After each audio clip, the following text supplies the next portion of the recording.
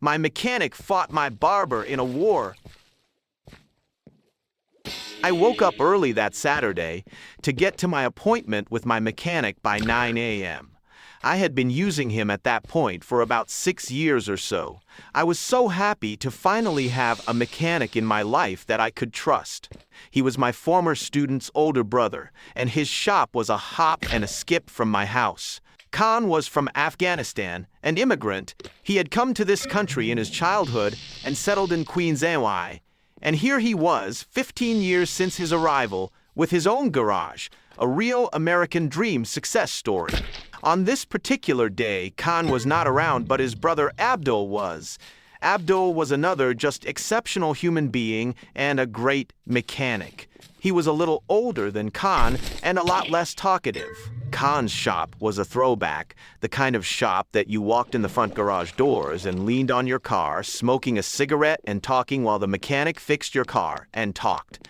Today, Abdul was a little more talkative than usual. We got on the subject of Afghanistan, and I asked him if he was old enough to remember the Russian occupation in the 1980s. "Sure I was," he said, and he told me a story. He said his uncles fought in that war, and that he actually lived not too far from the Russian border, where the Russian soldiers would be stationed in the backs of their vehicles on the sides of the roads, awaiting their orders. What my mechanic told me was that his uncles would give him baskets of cookies laced with heroin to offer the Russian soldiers. And he, as a child, 7 years old or so, would walk out onto the dirt roads and offer the soldiers a treat, and then he'd get the hell out of there. He said it was a common guerrilla tactic. After my car was fixed, Abdul doing a great job as usual and charging a reasonable fee, I dapped him up and headed over to my barber for a haircut. It was around noon. Upon walking into the shop, I noticed my guy was not there, and it was pretty busy, but there was an open chair. David, a tall Russian immigrant in his late 40s. He reminded me of Kramer from Seinfeld, except his accent was thick and heavy.